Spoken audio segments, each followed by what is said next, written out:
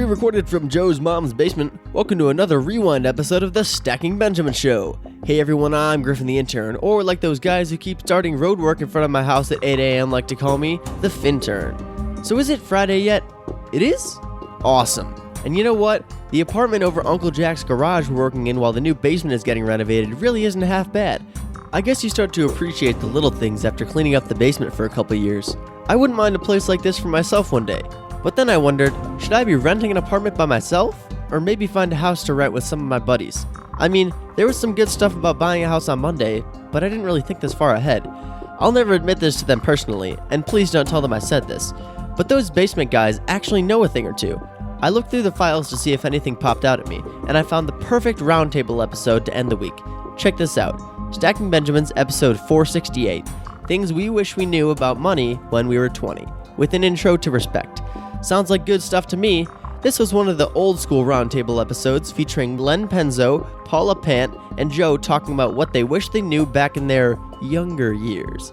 Plus, Joe brought respect onto the FinTech segment. Have some older relatives? You'll especially want to listen in to what this company is doing. And remember, don't take any investment advice from the show or apply for any possible giveaways.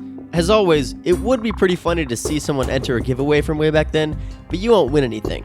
I've had a great time with the shows this week, but this is it for me for another 8 weeks. Joe and OG will be back on the mics with a fresh round of shows on Monday. FinTern out. Hi, this is James Kenson from the Cash Car Convert podcast. When I'm not crushing car debt, I'm stacking Benjamins.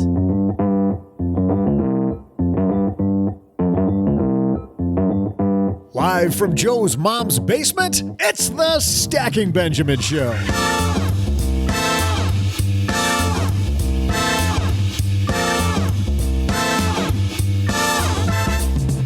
I'm Joe's mom's neighbor, Doug, and welcome to our Friday roundtable discussion. We've been waiting for you, so I'll get started right now. On today's show, from lenpenzo.com, it's Rod Stewart. I'm just kidding. It's a way bigger star than that. It's actually Len Penzo. And from Afford Anything, we welcome Paula Pant. But that's not all. On today's Friday FinTech segment, we'll introduce you to Ross Kimbarovsky, who will tell us all about his new elder care app and service, Respect. And now the guy who we haven't yet let in on the little secret that it's not pronounced Cinco de Mayo, Joe Saul-Sehy.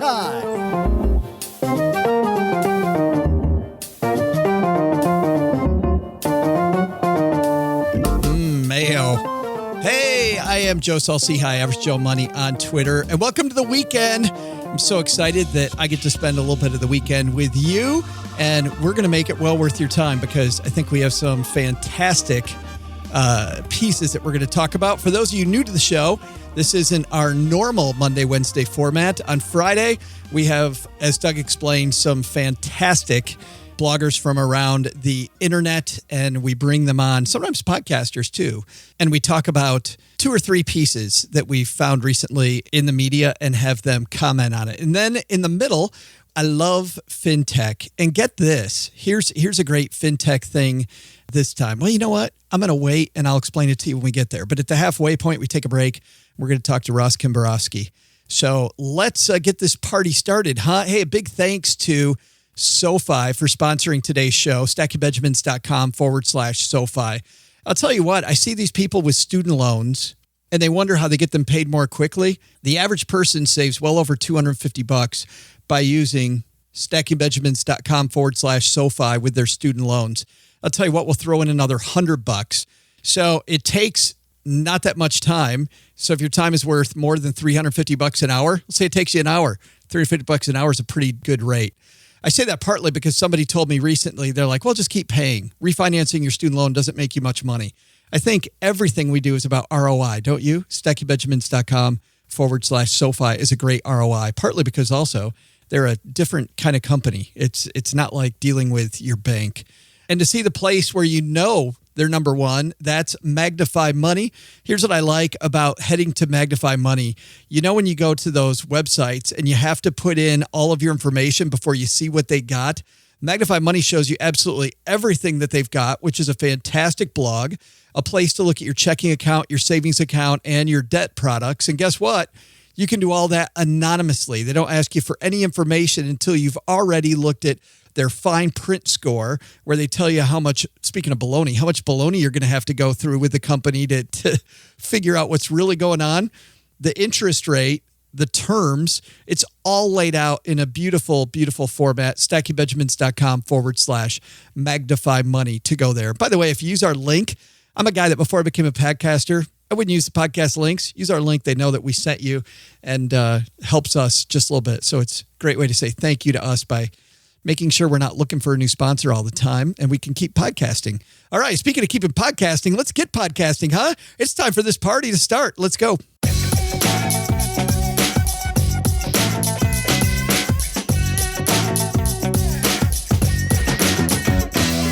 All right, let's kick off our next 8 weeks of roundtables with a walk across the basement here, dust off the shortwave, see, even with a week off, if this thing will go. And I think we'll start in Los Angeles, California, where peeping out of his bunker, watching the neighbors carefully, it's the one and only Len Penzo from lenpenzo.com. I don't know where that came from. Joe, you're going to get me in trouble accusing me of being a peeper. Don't, that's you say peeping in family neighborhoods and people start calling the cops. Yeah, but it fits you, doesn't it? Yes, it does, especially bunker time. Yes, it does. Len's like, I don't want the cops called, though, Joe. So, yeah, whatever pig Latin. An old guy, you accuse an old guy of peeping. That's all the moms are pulling their kids indoors. And you and I are old guys. So yes, that's right. And bringing down the age significantly, there's a segue. in Las Vegas, peeping out of her closet, it's Paula Pant from Afford Anything. Bringing down the age and lowering the bar. although this peeping conversation is a little bit creepy. My first inclination is like, ugh, wait, why am I here talking to these guys? Can I go? Look at the time. I have to go scrub the grout. Yeah. It's that's Paula and the dirty old men. Is that like Alvin and the Chipmunks? Yeah. Paula and the DOM. That does sound like a creepy rock band. My favorite, Paula, was when somebody told me that they wanted, they would go somewhere with me, but they had to study for their blood test. And at first, I'm slow enough that I thought that was real, right? I'm like, oh, yeah, that's good. And then I realized I was totally getting blown off and it wasn't quite so funny anymore. Did somebody really say that to you? Somebody really said that to me. And I've used it ever since, but I always have a big smile on my face. I'm sorry, I got to go study for my blood test. I would be like, I took a blood test once. It told me to be positive. But I'm pumped. She's here all week. Okay, people are wondering when we're going to actually get this thing started. I'm available for parties, kids. We're going to start off with the Wit and Delight blog, witandelight.com. Don't think we've ever been here before. This is a piece by Becky Lang, and I really like this. Finance tips I wish I'd known when I was 20. And I think, Paula, we can all look back to when we were 20 and think, man, had I only done that one thing. Which one of these things is one that you go, yeah, wish I'd had that one? A lot of these tips I didn't really relate to. And I love her writing style. She had a line in there about, I realized that you are at, the apex of health, but, really low on the money totem pole. You can down 6 vodka Red Bulls in a night, but a single cavity could bring you to bankruptcy. I was like, wow, that's great writing. And I totally relate to that aspect of being 20. But when she talked about her experience of being 20, which is retirement feels far away, or you are envying all of your friends because they have fancy cars and Apple Watches and stuff. I mean, none of that was my experience of being 20. That being said, I'm kind of a weirdo. I'm kind of like a hippie who just wanted to backpack and drop out of mainstream society. So maybe talk to Len instead if you want somebody who's normal. Well, I think what we'll do, because right.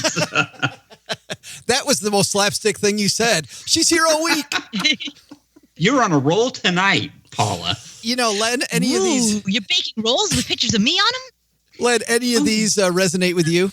Yeah, well, the first one, and I really should have taken this to heart early on in my career, and it's very good, and it's realize no one is going to reward you for quietly doing a great job in the corner.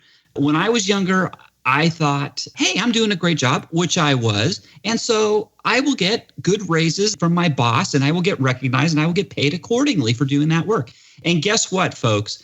That doesn't happen. Squeaky wheel gets the grease in the job workplace. You have to show your boss why you're worth it. It's not enough just to do a good job. You have to put it down on paper, tell him exactly what you've done and why you deserve a raise. And if you don't do that, it's going to cost you in the long run because you're going to shortchange your raises. Yeah, you got to learn to be your own marketing department, Len.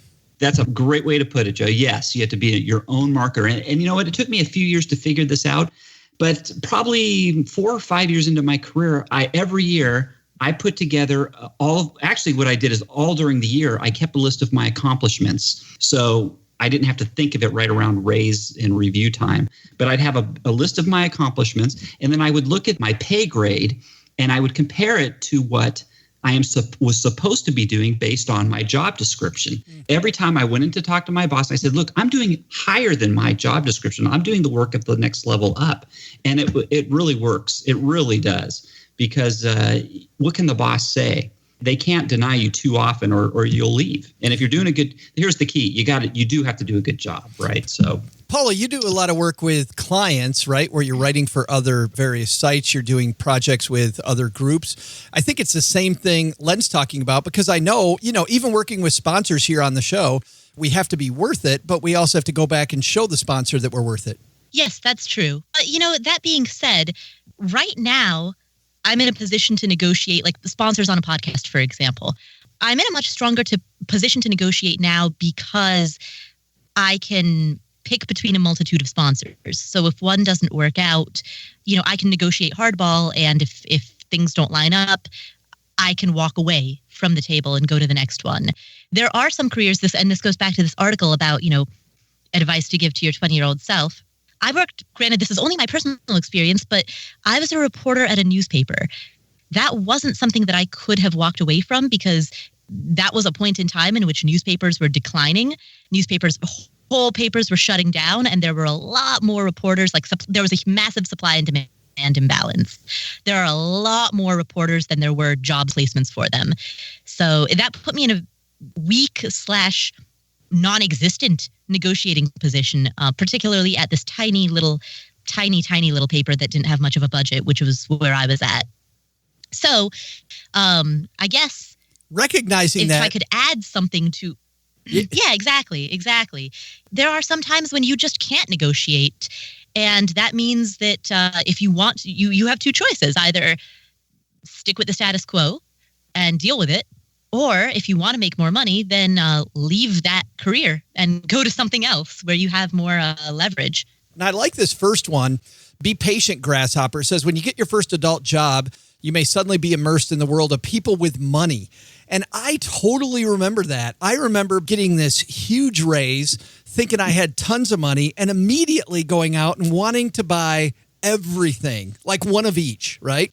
And realizing that some of these possessions that my older coworkers had came with time. That was a pretty valuable lesson. Len, when you got your first job out of college, did you have that at all, or were you a saver out of the womb? No, I was pretty much a saver out of the womb. However, I did realize, I saw what my older coworkers were making, and I saw that they were having a lot of fun. So it took a lot of self-control and pragmatism to know that my time was going to come, but I had to wait. And it's hard, especially if you're good friends with I was, and I'm still to this day, I'm good friends with my original hiring manager. I'm still great friends with him. And at the time, he was making a lot more money than me, and we were best buds. And it's hard. It's hard to see your colleagues who are making more money. It's hard not to want to spend what you have. Yeah, I was embarrassed having people over to my house. I remember we had an event early in my career where somehow the thing was going to be at my apartment. And, here I am, a kid who's just got his first real job. And, I've got these chairs that I put together myself. I've still got the old couch from college. But what's funny? I had to get over that. Everybody came over and we had a great time. But, that was between my own 2 ears. Back then, when I was first starting out, I went a step below IKEA. Like, for example, I remember I made a shelf just out of cinder blocks and plywood boards. Right. Hey, and it was stylish. It was stylish, but that was my furniture when I first started. That's what you told everybody, wasn't it? Mine was milk crates. Was it really? Milk crates. Yeah, milk crates too. Yeah. Yeah. Yeah, milk crate bookshelves. But you know what? Even now, I'm 33 years old. I've got plenty of money to be able to buy whatever furniture I want. Even now, in my living room, do you know what there is? You're going to find an IKEA. It's not even an IKEA couch. It's one of those like tiny little. It cost roughly about $200. Like love seat is not even the right term. Like that would be a charitable term for it. So I've got that, and then a pile of dog beds, like memory foam dog beds. And I've used it. I put it in the corner of my living room, and I used it to create like a big cuddle puddle in the corner of the living room. And that is the only seating that you're going to find in my living room right now. I guess my point is, some of us, like that. I guess that's why I couldn't relate to this article. My desire for material things just wasn't really there. And even now, when I could easily buy a $5,000 couch, I really enjoy my dog beds, and they're nice dog beds, dude. They're memory foam dog beds. But you look at, do you have friends, Paula, that yeah, but Paula. Yeah, my friends love the dog beds. Right. But Paula, do you have friends? That was horrible. I didn't mean to stop there. Because people that listen to the show value friends, and I know you don't really care. Right? No, that's not it at all. I was going to say, do you have friends that spend a lot of money? Because the thing that I found is that, especially like, Len was talking about where he works. There's a little bit of pressure, I remember, just when I work with a group of people and they're all wanting to, go to this expensive restaurant on Friday night together. Yes. And they're doing all this, they're doing all these things. There's pressure to have what they have. A lot of my friends come from the backpacking, globetrotting, traveling, like camping, hiking community / Burning Man community. Like that's where a lot of my social network comes from, outside of, the financial blogger and financial podcaster community. And so in that community that I run with, like the Burning Man community, for example, generally the priority is a little bit different. And if people do own stuff, that stuff is a means to an end. Like maybe somebody's really into climbing. Right. So they've got a great, trad rack and awesome climbing. They've got the best climbing equipment. Sure. Yeah, that stuff I was a bit jealous of. So you're not, so Paula, we won't find you at the luxury air-conditioned tent at Burning Man that the corporate experience do. Play camps? Huh? Plug and play camps, you mean? Yeah, whatever they call them. That's a different conversation for a different day. I have many thoughts about that, but that would require an entire roundtable of its own. But still, let me ask you this, Paula. Have you lost a friend? They ditched you because you're so different than them because they like to spend money and you have different value set? Or did you have to say goodbye to a friend because of the fact that, when it comes to our money, we're on different tracks? Not that I can think of. Yeah. None that immediately come to mind when you ask me that question. Right. She's like, Joe, I'm ditching you right after this podcast.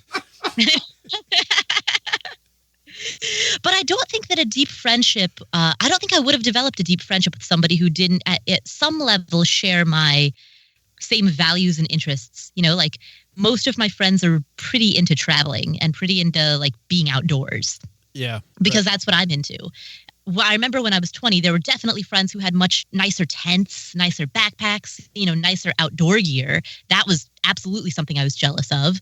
But other than that, I can't think of deep connections forming between myself and anybody who wanted the McMansion with the giant blingy diamond ring. Like that was just, we just never would have connected in the first place. Not that there's anything wrong with that. Sure, but it just isn't you. Those typically just aren't people that I hang out with a lot. Right.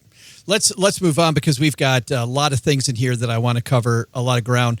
It says her second point, which was a tip she wished she'd known when she was 20, was don't be a doormat. And I, Len Penzo, fell victim to this one too. It says, that said, you don't deserve to struggle just because you're young. I also thought I had a little bit of the hero's journey going on. I remember the number one advisor in the nation for the company that I was working with, American Express, was a friend of mine, and he was going to allow me to work on his team. And we had this talk back and forth, and I explained to him about how there was value about learning how the wheel was made. In hindsight, nearly 50-year-old me thinks if I had learned how the wheel was made from him, I would have gotten where I wanted to go much faster, right? If I would have accepted that mentorship and then gone on from there. Did you suffer from that also? No, I didn't. But there are people, and I'm dealing with a young engineer right now who's thinking, well, I guess this is going against what this person's saying. This person's saying, don't be a doormat and, move on when you need to. But he is following the dollars and not the career. And I had a heart to heart with him just today on this. And sometimes you've got to sacrifice dollars for the long-term outlook, the big picture. And when you're in your 20s and you're just starting out, it's hard to see that. It's hard to think career, and when you're just trying to get as much money as you can, so you have a little more fun and a little more resources to do things. But sometimes you've got to step back and you've got to look at the big picture and your life plan and what do you want to do. And you've got to really have a heart to heart with yourself. Sometimes it's worth not going for that extra dollar if you can learn from that mentor and pick up some great nuggets of experience, because you'll make it back up in spades a couple of years down the road. It's so amazing. Yeah. And I guess I took that and twisted a little bit. I went with what the first line said, which is you don't deserve to struggle. But you're right. I was never a doormat either. I was basically telling the guy, I'm not going to be a doormat. I'm going to go do what I'm going to do and screw you. Yeah. Yeah. But Paula, the stuff that Len's talking about, he's talking about in the corporate world, man, it's the same. It's the same when you're an entrepreneur, right? Where you've got these people that are promising you, well, we're not going to pay you much or anything, but you're going to get exposure, right? Versus I need cash today to live. Like, where do you draw that line? Oh, yeah, that is a great point. I definitely fell prey to a couple of writing for free in exchange for the exposure. Fortunately, I didn't do too much of that, but there are definitely like 4 or 5 articles floating around out there somewhere that I wrote for free, like way back in the day, for quote unquote exposure. But there's got to be times when the exposure is enough where you go, yeah, like how do you decide that this opportunity isn't worth it and this one is? Because you and I both, we do things for exposure. I mean, just as an example. Now. What about that peeping comment from earlier? Yeah, you see, there is a theme building here. Right. We need our engineer Steve to put some beeping. This is going on the cutting room floor, Paula. Yeah. We need some beeping sounds. Beep, beep, beep as we back up off that. But you know what I'm talking about? Like as an example, I enjoy coming on the Afford Anything show. I love the fact that you have me on. You don't pay me anything. I have you on this show. I don't pay you anything. We have fun together. But how is that different? I think when you and I get on each other's podcasts, we are promoting, we're like promoting a brand. And that's different than being a freelancer who is trying to get clients. It's sort of a subtle difference, but one is a form of self-employment, and the other is building a business and doing marketing for that business. I totally see the line. And that is a hard line, though, isn't it? It's a tough line. Yeah, it is. It took me a long time to learn the difference between self-employment versus owning a scalable business. Yeah, me too. Because those often get lumped together in the same conversation. And at their core, they're very different. Her third point here is asking for the money you deserve gets easier every time you do it. Paula, we'll stick with you. I totally believe that. When I first stepped up and asked for the money I deserve from my boss, I was shaking. It was tough. And then the older I get, the more I'm like, screw it. Here's what I'm worth. Have you heard of something called rejection therapy? No. Where somebody just berates you over and over and over? Well, the idea is that you constantly and systematically put yourself in situations where you ask for something in which you have a high likelihood to get rejected. Like you go to Starbucks and you order a coffee. As they're ringing you up, you say, hey, by the way, could I get that for free? And you have a high probability of the person saying no, but it trains you to ask for what you want. And emotionally handle the no that comes forward. Did you do it? No, actually, I'm intrigued by the prospect, but I'm also, fearful of it. So I've been reading about it. I think it's fascinating, but I have never systematically tried it yet. The older I get, I'd definitely be open to doing it. Well, that's what I was going to say, Paula. The older I get too, the more open I am to being a guinea pig, to saying, you know what, screw it. I'm just gonna try this thing out and see how it works. And it's funny, the more I'm a guinea pig, the more I learn about where the boundaries really aren't, that they're between my ears. Mr. Penzo, how about you? Asking for more money, does that get easier every time for you? You were okay with this at age 20. Give me more money, damn it. But to go into Paula's rejection therapy thing, I got a lot of that in high school, asking all the pretty girls out, and they didn't want anything to do with the nerds, so that I got lots of that, lots of it. Yeah, that was a great start for your career. That's what you're saying. But I wasn't afraid. Right? Any young people listening to this, just ask a bunch of women out, get rejected, and your life is going to be sweet. Is that the lesson? That's the lesson. I think we're moving on. You could try exposing yourself and seeing here seeing we what comes go. from that. Yeah, go to the next level. Paula Double Dog dares you. We got to move on. I got to go wash. Next is realize no one's going to reward you for quietly doing a great job in the corner. We talked about that. You got to be your marketing department. Talk about money with everyone. Paula, when I read this one, at age 20, talking about money with everyone, I think is the best advice ever. Yeah, it's awesome. You know what? Maybe I'm just completely oblivious. I had no idea that talking about money was supposed to be off limits or taboo. So I've always talked about money openly and frankly with everyone, which, I mean, granted, I then am the type of person who later in life decided to become a finance blogger and podcaster. So I'm probably not representative of the average American. But yeah, I've always enjoyed money conversations, and I've probably completely overlooked a bunch of social cues that said that I shouldn't be doing that. Len, how about you? Do you talk about money with everybody when you were 20, though? Yeah, I did. I was always, just because I was inquisitive, I'd always say, hey, what'd you pay for that? Or, hey, what'd you get? I never had qualms asking people about their finances. And most of the time I got slapped down. It's socially not acceptable. For most people they think you're rude when you ask a question, but I just genuinely want to know, because you know why? The more information you have, the smarter decisions you can make, right? So that's why, and I'll go back to the corporate world, and I apologize to all your listeners, Joe, that I keep going back to the corporate world, but that's why our corporate masters, they want to keep everybody's salaries a secret, because if everybody's in the dark, nobody knows if they're getting paid what they really deserve. So the more information you have, the better decisions you can make. So I was always asking questions like that, and I'd get a lot of cross-eyed looks, but you know what? It's just the inquisitiveness in me. I want to ask about this next one, and we're going to skip down a little bit. I love a couple of these, which I'll just spend a second on. You'll never make the money you want if you don't take chances. We probably talk about that for an entire episode. I'm going to skip that one. You can invest even if you're not rich. Man, 20-year-olds need to know that. That's huge. But inventory your interest rates. I thought, Paula, this was amazing. Like at age 20, had I known that looking at my interest rates was important, that would have been fantastic.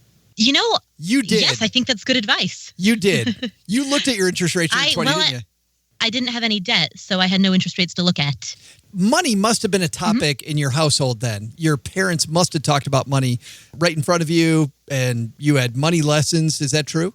Well, we didn't talk too much about it, no, but in Nepalese culture, I grew up in a Nepalese American household, and in the Nepalese culture, debt isn't, it's not as socially acceptable as it seems to be in American culture. And so I just assumed that most people did not have debt other than a mortgage, and that debt was something that people only went into under dire emergency, last case resort, worst scenario situations. And I held that assumption for a very long time. So again, I wouldn't say that I was smart about money so much as I was just naive. Had I known that debt was an option, I might have gone into it, but I literally had no idea that option was even on the table. Okay, but then sticking with you, if we scroll down a little bit in this piece, it says credit cards are not just for shopaholics. And that's something I had a credit card right out of college. I lost it because I did not grow up in a Nepalese culture. I thought that you could put everything on there. You didn't have to pay it back. Who knew, right? So I had to learn how to live a cash lifestyle. But this whole idea that credit cards aren't just for shopaholics, that you can actually get some points out of these things. Did you embrace that then because you didn't have a debt culture or a debt upbringing? Or did you say, well, credit cards, no, thank you? Oh, yeah. I had a credit card. I had one card. It was a United College Mileage Plus card. So I got like half a mile for every dollar I spent. And yeah, I used it all the time. I thought it was a fantastic thing to use as a proxy for cash because, number one, I got some miles from it. Number two, it spared me from carrying a bunch of cash around, which I would invariably lose because I'm absent-minded and I tend to lose things, sunglasses, keys, wallet. So yeah, I used that a bunch. But again, I just assumed that everybody was running home and paying off their credit card in full every month. In the absence of any information to the contrary, I just assumed that's what everybody did. That's right. In a vacuum, everybody does it like you do. Len, though, you were doing it like Paula was too, weren't you? I've never paid interest on credit cards anyways. I never. It's just the whole thought of it. I mean, when you look back and you see the interest rate you pay, I was never willing to do that. It's almost an insult paying somebody the interest rate. So I've always stayed away from that. So, you know what? I remember back, here's the old guy in me again. So 20 years ago, when going back to that inventorying your interest rates, I remember going to buy a new car for the family. We were going to get a minivan. And I was actively watching the interest rates fluctuate from week to week because if they went up or down, it would make a difference on whether I'd even be able to get a good enough loan for my car. Wow. So, and then this girl here who's writing, she said she got a 0.9% interest rate on her car. Yeah. I'm like, geez, I remember I was looking at 7%, 7.5%, 8%, 9% interest on a car. You think how that impacts your payments, folks? Paula, don't you like Grandpa Len and his stories? Back in the day. Outside of credit cards, we are spoiled with these low interest rates. Yes. Let me tell you. Yes. Oh, well, you say spoiled, though, but don't take that the wrong way. No, exactly. That gets to her next point, which is aggressively pay those off, which I absolutely love that too, because like you said, people do take that the wrong way. They're like, oh, look, the interest rate's nothing. Let's go borrow some money. Yeah, right. Exactly right. The bottom line is you still have to be able to pay it off from your income. You don't want to put yourself in a hole. So, it's not just an invitation to borrow if you can't afford it in the first place. I was really excited about this, and I think I agree, Paula. I thought this was a really well-written piece, and so we'll link to it on our show notes at stackingbenjamins.com. There's a few more points here, which are to actually look at your account balances, even if it's scary. I know people that just don't look at the balance and it's not going to be there.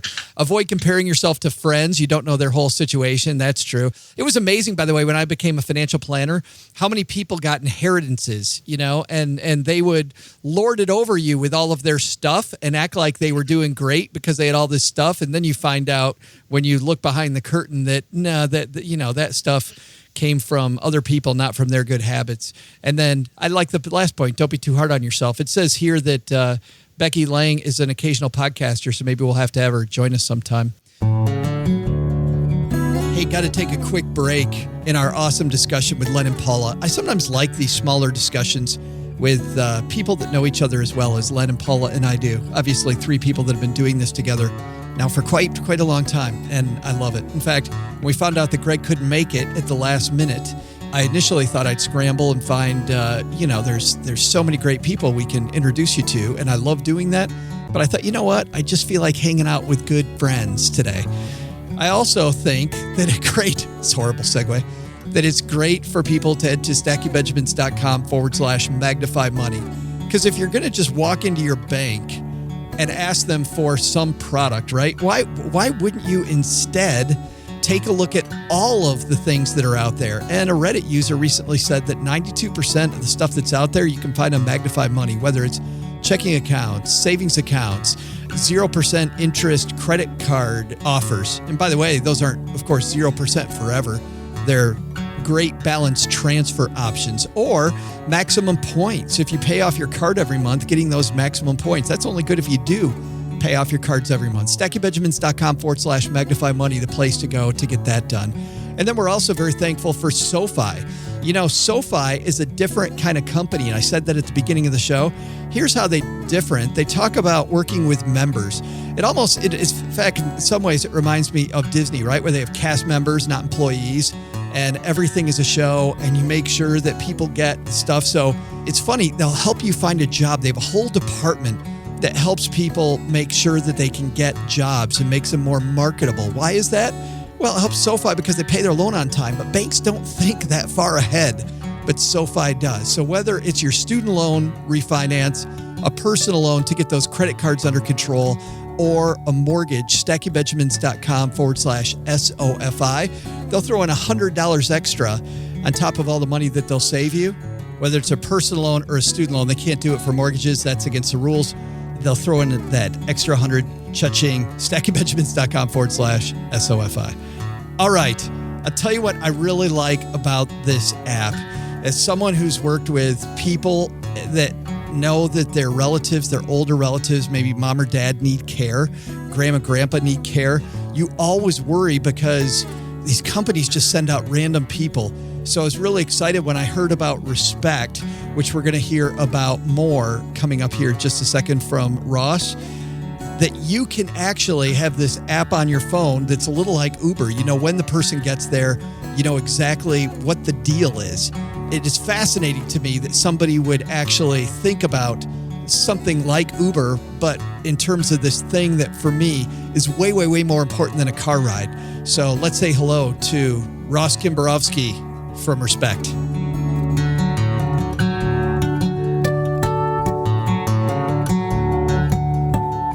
And from Respect, Ross Kimbarovsky joins us. Welcome to the basement, man.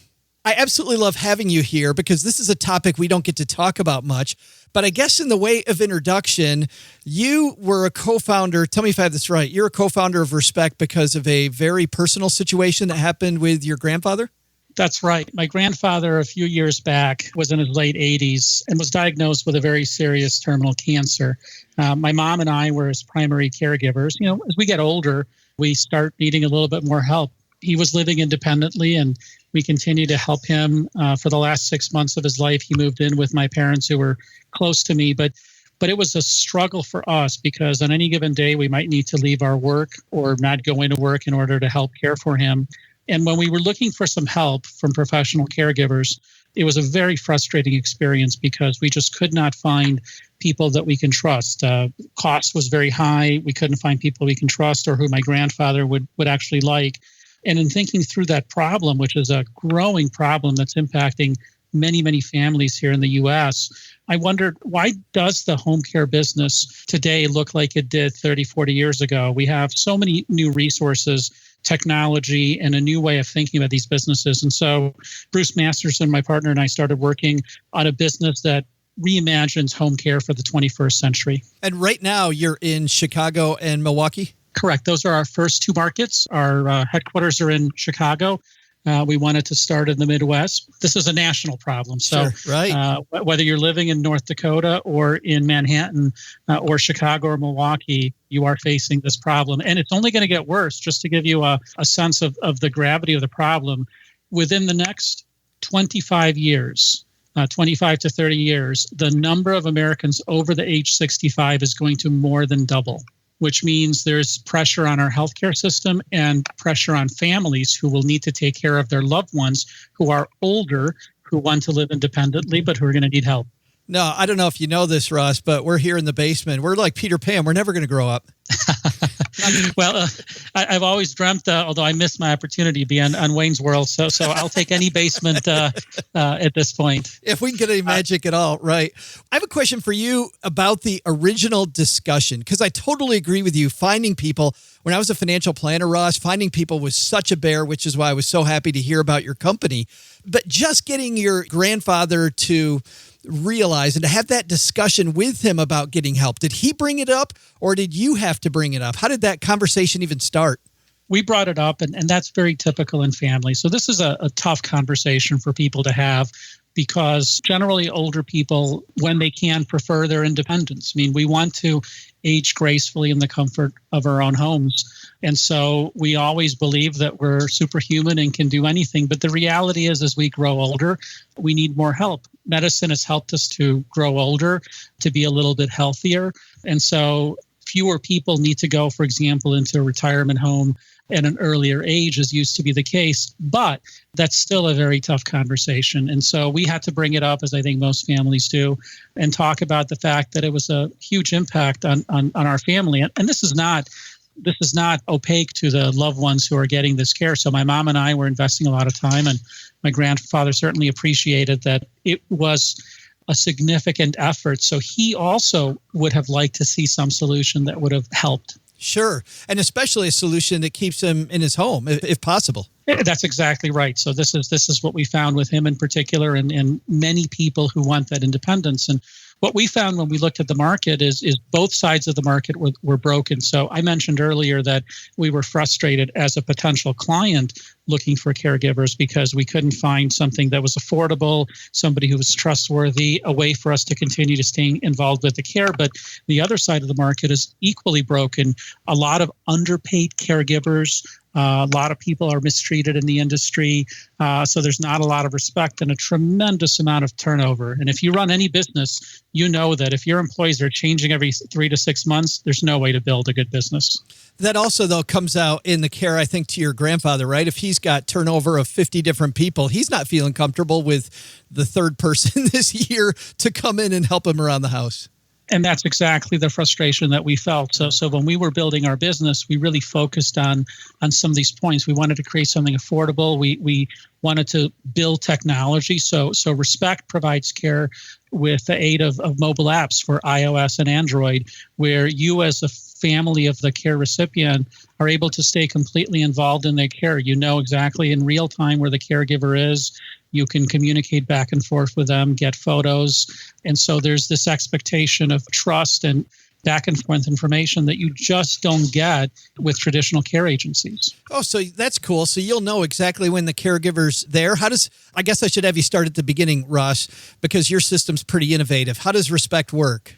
So we started with the premise that one of the problems we had to solve was to provide trustworthy, affordable care and give families peace of mind. First of all, we hire less than 5% of the people who apply to work for Respect, going back to this premise that we want the very best of the best. Over 90% of our caregivers have some kind of a professional certification, such as a certified nursing assistant or a home health aide. We have probably the strictest standards in the industry in terms of experience and background checks and other things. Again, going back to our own frustration that we didn't want just a stranger to show up in my grandfather's home. We build mobile apps for iOS and Android phones. So any mobile device, any tablet, you can schedule your job. You can schedule a one-time job. You can schedule a job every day for the next 5 years, however you want. And when you schedule a job, we actually use a proprietary algorithm to match you with a group of caregivers that are going to have the kinds of skills that your loved one will need. So some people have families with Alzheimer's or certain kinds of conditions that require a special level of experience.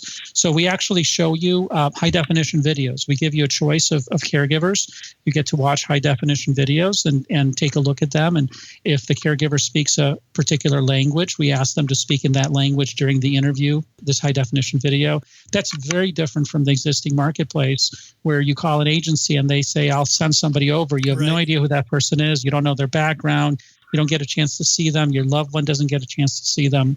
And then when the care starts, you'll see a live map on your mobile app that tells you where the caregiver is. You'll know when the job has started.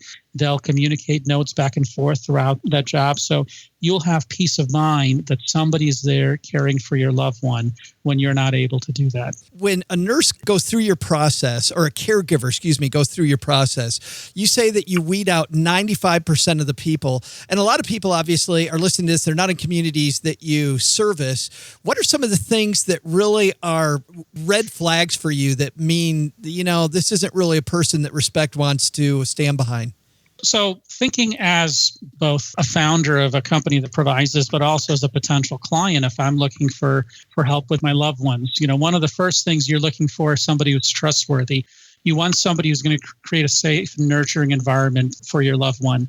You want somebody who is respectful. So in part, the reason we do videos is to give you a sense of how that person communicates. Right. You find somebody that's compassionate, and it's one of the reasons why we ask for a minimum of 2 years home care experience, because if somebody has never cared for an elderly person, it could be tough. Not only are there certain kinds of health conditions that ultimately, as you get older, you start experiencing, but there are also changes in the brain and other things that change our personalities. And so you have to have a level of compassion and empathy.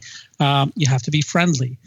Because at the end of the day, you want the person receiving the care to be able to smile. You want somebody that's punctual. This is one of the most important things, because if I'm caring for my loved one, I know how important it is for me to be on time. But if I ask somebody else to do it, I want to be comfortable that if they need to be there by 10 a.m., that they're there by 10 a.m.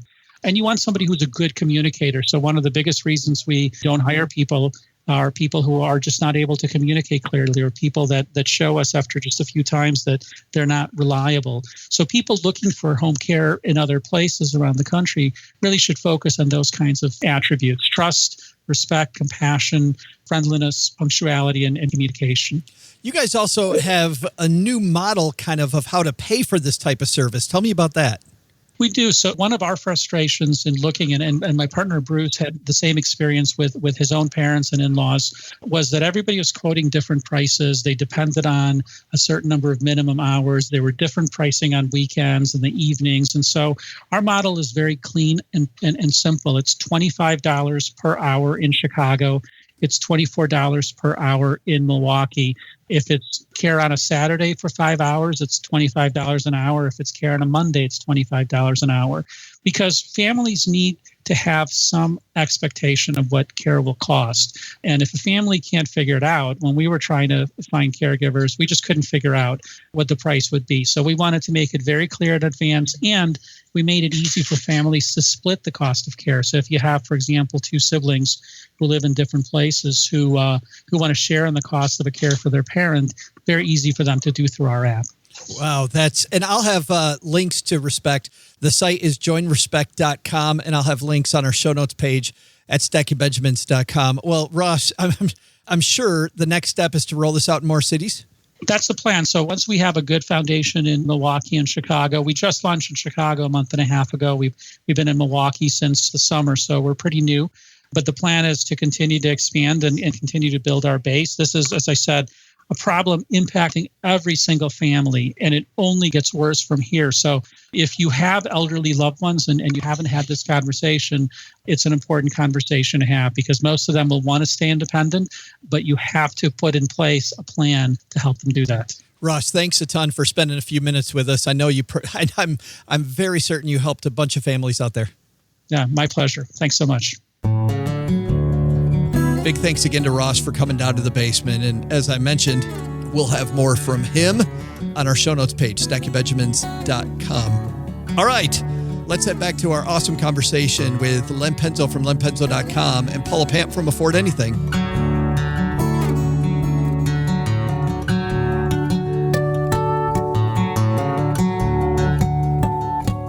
Let's transition here to something I just love doing. Quentin Fortrell over at Market Watch is the moneyologist, and often, guys, if you're new to the show, we ask our panel a moneyologist question, and we forget what the moneyologist says. We don't care about what Quentin says. I'll link to it for people that want to know what he has to say, but we ask our panel the same question that he gets, and this is a good one. It says, "Dear moneyologist, recently came upon your take on tipping for takeout, and I was quite surprised. You seem to be arguing you should give at least 10% and possibly more if you know the person's also waiting tables or if you frequent that restaurant a lot.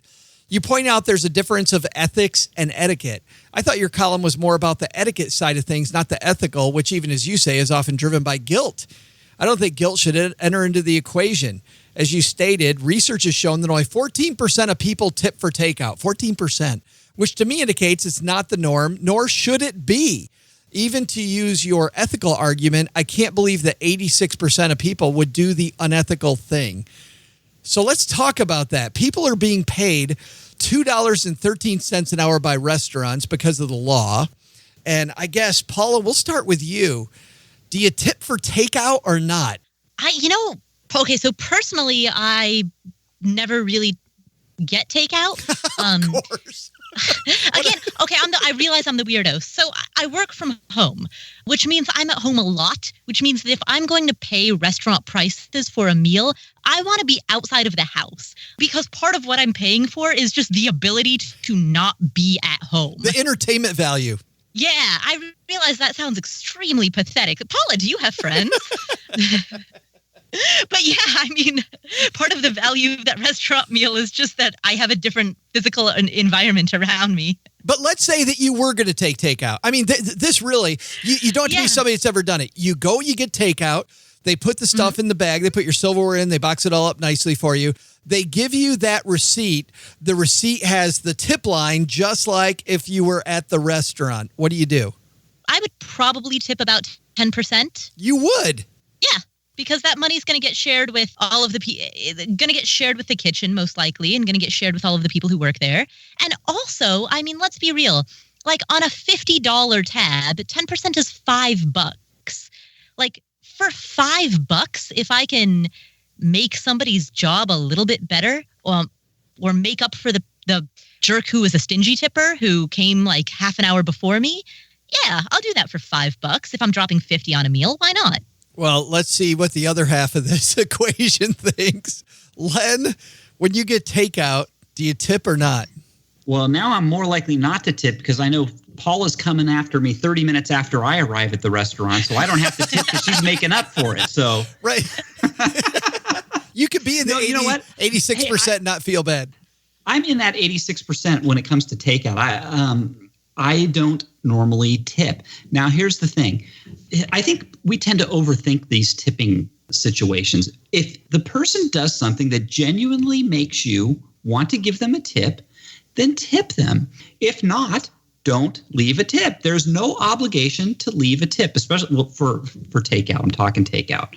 So that being said, I will tell you when I go out to eat, and now we're not takeout, but when I go out to eat, if I have my regular waitress, I tip very well. I'll tip 30%.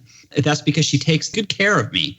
She's worth it. So it's just, I think we're all guilty of overthinking these things. Listen to this, though. This is part of the reason I overthink it. I was having this discussion about this topic with Shannon, who's the newest member of our Stacking Benjamins team. I asked her about it, and she had been a hostess at a restaurant before. Listen to what she said, because we were just texting about this back and forth. She said she does tip for takeout. She said not as much as if they'd served me at a table or delivered it to my home, but some money. She said she worked at a hostess before, so she's not a waiter, right? So she's not getting any of the tip. They're paying her, the restaurant's paying her $2.10 an hour plus tips, right? Because of the law that says that because she's front of the house, she can share in tips, but at this one, she doesn't. Her duties were seating people and getting to-go orders together. And she said that she had to hound cooks to hurry up, make containers of salad dressing, barbecue sauce, grated cheese, plasticware, put all that stuff together. Meanwhile, people in the front of the house are waiting for her because she's not seating them at the table. And she goes to give somebody some takeout. She's got a bunch of angry people, and she hands off the food to the people, and they don't tip her. She's making people wait in the front of the house, and she's expecting a tip? No, yeah, because she's in the back of the house doing the to-go order, because that's her job too. And by the way, yeah, that's right. And she's doing the to-go order specifically. I think if it were me, I'm doing the to-go order first, partly because it's the only chance I got to make it a tip. I'm not going to make a tip if I'm sitting somebody at a table.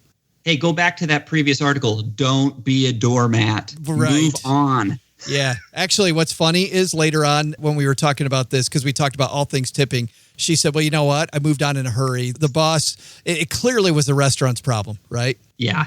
You just got to move on. You can't win in that situation. Yeah. Let's talk about other type of, Paula. Yeah. I think that what this all really boils down to is the following. The difference, if you actually calculate the amount of money that you as an individual, as Paula or Joe or Len would spend between being a mediocre tipper versus being a great tipper, that difference adds up to what, maybe nothing, an extra $20 or $30 a month if you eat out a lot. You know, like we're talking about for an extra like $200 a year, maybe $300 a year, depending on how much you eat out, which is not that much money for those of us who are eating out that much, you can just make somebody's experience a lot better. The marginal utility is high. And anytime that there's high marginal utility in the way that I'm spending money, it makes sense to spend money in that manner. But in this case, is it my responsibility? Like, I didn't know any of this. If I hadn't known Shannon and we hadn't done this afternoon, I would have had no idea that as a hostess, she was being paid just over $2 and that tips were a part of what the owner said. Is it my responsibility to fill in that income she's not getting? I mean, whether or not it's your responsibility, you have the opportunity to make her experience a lot better at a cost that to you is negligible and or a rounding error. So again, if you have the opportunity to improve somebody else's experience for such a marginal, like tiny amount that you're never going to really even see or miss, then why wouldn't you? You know what I know though, Paula? I know that, and you know this too, that Len Penzo saw that 86% of people don't tip for takeout, so he's done. You know it. I told you, I was already in that. And now, because Paula, I know there's people like Paula that are going to follow behind me on the takeout. Perfect. I'm not even going to worry about it anymore. Right. That's great. Let's talk about tipping in general, Len, because you've written about this extensively. You did a New York Times piece for it, right? Yes, I did an op-ed piece in the New York Times, and I think you can still find it if you Google Len Penzo tipping New York Times. I think you'll see, and there's most people were ripping me a new one, so you could read the comments after. That's more fun than my op-ed piece. But is that surprising? Because there's nothing I would rather do than sit around blowing comments into the wind at people that just wrote stuff. Yeah, I could go write my own things, or I could comment on something. I don't want to get into that. Like, why? Like, why do I sit at my computer getting angry at Len Penzo? Your tipping idea is stupid. Sorry. But let's talk about this. What are some people that you found controversy around tipping? What are some people I found controversy? Like tipping. That's not a good sentence, is it? But like, I'm thinking like the doorman at a hotel, right? Your podcast host. Don't tip the podcast host. Tip early and often, that guy. You got to tip that guy constantly.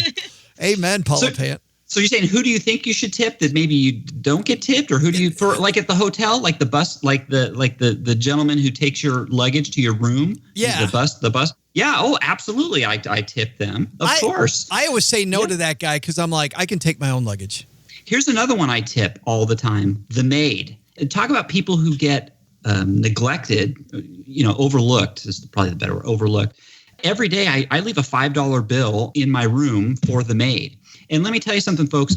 If you want something from they are your best friend especially if you're there for like a week or what have you. They will take care of you for whatever you want. You just leave a note and you say, hey, would you please get me a firmer pillow or whatever. They will totally take care of you. And I think they really appreciate it. So that's something that I don't think most people bother tipping. Well, but what's funny, I don't know if this is a piece of your article, Len, but $5, I mean, if you're paying $100 for a hotel room, I heard that's supposed to be 10%. Uh-oh. You're the cheap guy. Are you saying I'm the cheap guy? Hey, I'm holding to I don't think most people tip the maids. I just don't. Right, Paula. Maybe I'm wrong. Well, let's bring Paula in. Do you tip the maid? I just found out about the concept of tipping a maid recently, like within the past 6 months, maybe the past year max. Prior to that, I had no idea that was even a thing that people did. So, I mean, now that I know about it, I think that's a fantastic idea because I agree with Len. The maid service in a hotel is probably very overlooked, and they're often people who could really use the money, and they probably don't get tipped very often. And so I'm a little embarrassed that I didn't even know that was a thing. Yeah, I found out about it because I stayed at a hotel, and they had like a little envelope there where you could like leave tip money in. And I looked at it and I was like, what is this? And then I Googled it. This is how unoften at some hotels maids get tipped. I left a $10 bill on the pillow once, and I came back and the bed was made and my $10 bill was sitting on the dresser. And so the next, you're kidding. And so the next day I put it back up there again and it was back on the dresser again. And the third day I've had to put a note on it. I said, this is a tip this is for you. This is specifically for you. And it was gone. But it took the maid 3 days to understand. Yeah. That's why I say, Joe, I always leave a note because, some of them are afraid they might lose their job. It might be a setup, Right. Hey, Right. But I always leave a note. I write a handwritten note. Thank you. You put a little smiley face and, the Penzos and the money there. And you do it every day. And that way there's no misunderstandings. Well, that's good, Len, because I thought a guy like you just put lottery tickets. You know what? Hey, why not? You never know, huh? I couldn't. Len, you should leave him takeout. That's so bad, Paula. Like half Enjoy eaten the takeout. $5 peeping Len. Right. That's right. Have the rest of the pizza we didn't have last night. Love Len. He's so bad. I think that's a great and creepy and horrible place to leave it, but I think we're going to leave it right there. Guys, let's talk about what's going on where you live. Paula Pant, what's happening at the Afford Anything podcast and crazy blog? At the Afford Anything podcast, there's an interview with Jen Sincero. She is the author of a book called You Are a Badass at Making Money. So you will find that at the Afford Anything podcast. You'll also find a number of Ask Paula episodes, some of which feature one of the two fellas who happens to be on this roundtable with me right now. I won't mention which one. Oh, you'll have to tune in to find out. Mr. Penzo, what's happening at lenpenzo.com? Hey, it's barbecue season again, so I've pulled out my annual Our Gas or Charcoal Grills More Cost Effective. So stop by lenpenzo.com and find out. It is that season. I love the fact, but you live in LA, isn't every day barbecue season? Yeah, pretty much. Yeah, that's right. Yeah, right. You're just talking specifically to your Minnesota fans right there. Yeah, right. And our friends in Canada, the ones that didn't leave us after we did the Canadian game show thing. But anyway, thanks a ton, guys. Okay, Joe.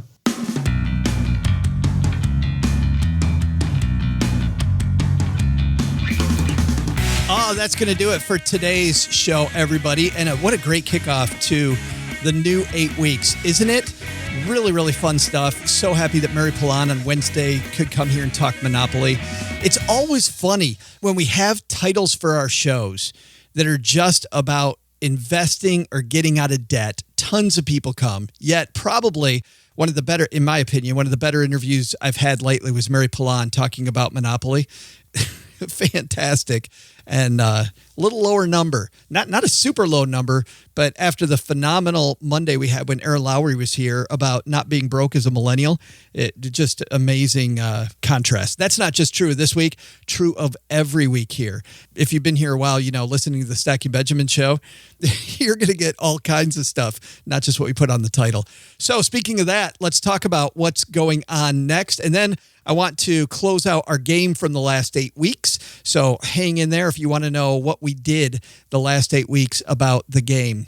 But coming up next week, starting on Monday,